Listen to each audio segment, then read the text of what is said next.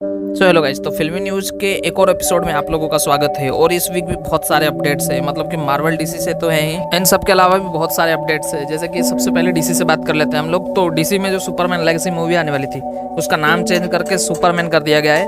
और ऐसा सुपरमैन के बर्थडे के दिन ही ऐसा किया गया था, क्योंकि जेम्स बॉन्ड को पता नहीं था, तो सरप्राइज के चक्कर में इन्होंने नाम ही चेंज कर दिया। उसके बाद रेचल ब्रोसनन ने अपने इंस्टाग्राम पे एक रील डाली, और आप टिकटॉक पे वीडियो भी बोल सकते हो। उसके में डेविड कॉर्नस्वेट, उसके बाद निकोलस होल्ट भी देखने को मिले, जो अपने गंजे लुक में थे, मतलब कि लेक्स लूथर के लिए एकदम रेडी हैं। इन सब के बाद एक अच्छी खासी फैन थ्योरी चल रही थी कि क्या सुपरमैन को अथॉरिटी के लिए एक विलन दिखाया जाएगा, मतलब कि अथॉरिटी की पर्सपेक्टिव से सुपरमैन को विलन दिखाया जाएगा। इसको डिबंक कर दिया गया है जेम्स गन के द्वारा, क्योंकि ये भी सही है, क्योंकि हमने बैटमैन वर्सेस सुपरमैन में ऐसे सिमिलर कॉन्टेस्ट देख चुके हैं। इन सब के बाद वेंडल पियर्स को कास्ट कर लिया गया है सुपरमैन लेगेसी में पेरी वाइट के रूप में। मतलब कि कुल मिला के डेली प्लेनेट की एकदम धूम मचने वाली है सुपरमैन लेगेसी मूवी में। इन सब के बाद ह्यू जैकमैन ने एक इंटरव्यू में बताया कि वो सीक्रेट वॉर्स में तभी अपीयर होंगे जब इनके साथ रॉबर्ट डाउनी जूनियर, उसके बाद टोबी मैगवायर, ये दोनों अपीयर होंगे साथ में। सो देखो, ऐसा तो सोनी, मतलब कि मार्वल तो कर भी लेगा, पर सोनी से भाई उम्मीद नहीं रखना चाहिए स्पाइडरमैन से रिलेटेड कुछ भी का। और जहाँ ह्यू जैकमैन की बात हो रही है, तो इसी बीच जो डेडपूल और वुल्वरीन मूवी है, उसके भी रिशूट्स चालू होने वाले हैं। और ये रिशूट्स छोटे समय के लिए होंगे, तो ये ज़्यादा बड़ी बात नहीं होगी। कुछ सीन्स को रिप्लेस करेंगे, कुछ डायलॉग्स को रिप्लेस करेंगे, और हो सकता है कुछ कैमियोज वगैरह भी ऐड करें। तो ये कोई बड़ी बात नहीं है, होते रहते हैं मार्वल की मूवीज़ के साथ।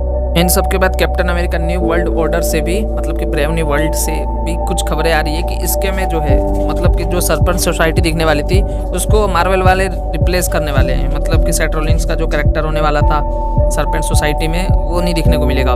इसको ये लोग इरेज कर रहे हैं, मिटा रहे हैं, और कुछ दूसरे से रिप्लेस कर रहे हैं। अब क्या होगा पता नहीं, पर जो भी है, रिशूट्स हमेशा से ही मूवी के लिए ख़राब होते हैं।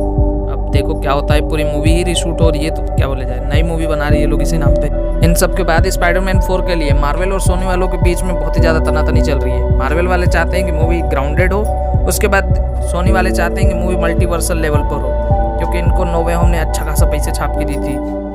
सो ये तनातनी अभी कुछ दिन और चलने वाली है। उसके बाद एक रिजल्ट मिलेगा हम लोगों को कि मूवी बनेगी भी कि नहीं बनेगी। इन सब के बाद कुंग फू पांडा 4 के भी अर्ली रिव्यूज़ आ चुके हैं, और इसको ऑडियंस ने, मतलब कि क्रिटिक्स ने बहुत ही ज़्यादा अच्छा सपोर्ट दिखाया है। मतलब कि बहुत ही ज़्यादा पॉजिटिव रिव्यूज़ मिल रहे हैं इसको। तो हाँ, 8 तारीख का मैं वेट नहीं कर सकता। इन सब के बाद ड्यून 2 मूवी जो हाल में रिलीज हुई है, उसका बजट रिवील कर दिया गया है, जिसका बजट है 250 मिलियन अप्रोक्सीमेटली। अब ये बजट कितना ज़्यादा है क्या बताया जाए, पर मूवी ने 100 मिलियन अपने फर्स्ट 3 डेज में ही कलेक्ट कर लिए हैं। तो मूवी आराम से 700 मिलियन 1 बिलियन तक छाप देगी, अब ऐसा लग रहा है मुझको, और ऐसा डायरेक्टर ने भी प्रेडिक्ट किया है। वैसे वार्नर ब्रदर्स का पिछला कुछ समय अच्छा चल रहा है, मतलब कि डीसी को छोड़ के इनकी जो भी मूवी रिलीज हो रही है, वो सब अच्छा पैसा छाप रही है। मतलब कि वोनका हो गई, या फिर एक्वामैन 2 भी हो गई, इनने भी अच्छा छापी थी। उसके बाद बार्बी वगैरह, ये सब मालूम ही है आपको कि अच्छा खासा पैसा छाप के दिए हैं इन लोगों को। इन सब के बाद पॉल डेनो, जो द बैटमैन में रिडलर का रोल करते हैं, इन्होंने सुपर हीरो फटीक के बारे में बताया है कि सुपर हीरो फटीक वगैरह कुछ भी नहीं है, ये क्वालिटी ओवर क्वांटिटी पे डिपेंड करता है। मतलब कि आजकल स्टूडियो साल में 4 पिक्चर निकालता है, वो क्वालिटी पे नहीं फोकस कर रहे, वो लोग क्वांटिटी पे फोकस कर रहे हैं। इन सब के बाद डेनिस विल्लेजॉय, अब इनका नाम जैसा भी हो, अभी इन लोगों ने ड्यून 2 बनाई थी।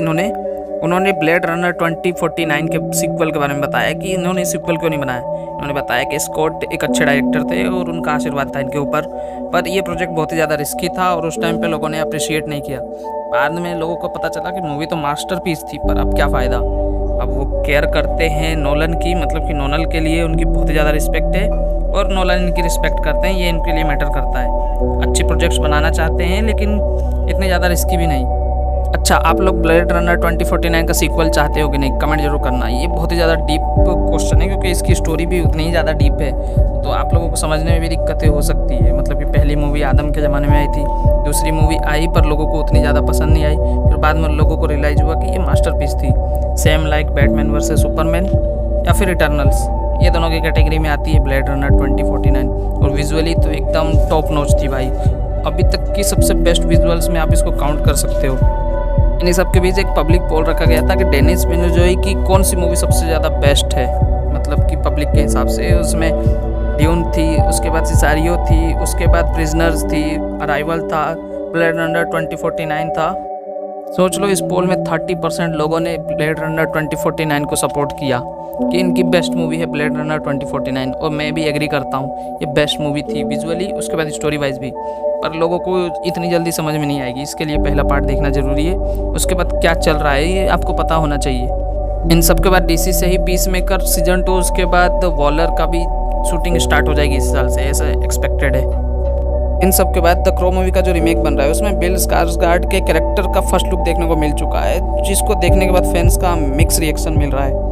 इन सब के बाद मेगामाइंड का सीक्वल भी रिलीज हुआ है, और जिसको भाई इतना घटिया रिस्पांस देखने को मिला है, मतलब कि रोटन टमाटोज पे उसकी रेटिंग 10% है, और भाई ऑडियंस को भी ये मूवी पसंद नहीं आ रही है। इन सब के बाद थॉमस हैडन चर्च, जो सैम रेमी के स्पाइडरमैन में सैंडमैन का रोल करते थे, उन्होंने बताया कि रेमी और टोबे मैगवायर का स्पाइडरमैन 4 की चर्चा चल रही है, और ऐसा पॉसिबल है कि ये लोग वापस से स्क्रीन पे देखने को मिले हम लोगों को। अब सोनी वाले इसको मानते हैं कि नहीं, क्योंकि सोनी वालों के पास ऐसे तो मैडम वेब जैसे मोरबियस जैसे मूवी बनाने के लिए अच्छे खासे पैसे हैं, पर जो भाई स्टोरी है उसके लिए पैसे नहीं है। तो यार यही था इस वीक के फिल्मी न्यूज़ में। अब इस वीक में न्यूज़ तो अच्छी खासी थी ही, पर छोटी मोटी न्यूज़ बहुत सारी थी, कुछ को हमने कवर किए और कुछ इतने ज़्यादा इंपॉर्टेंट नहीं थी तो उनको इग्नोर किए। आई होप आप लोगों को ये वीडियो पसंद आई होगी।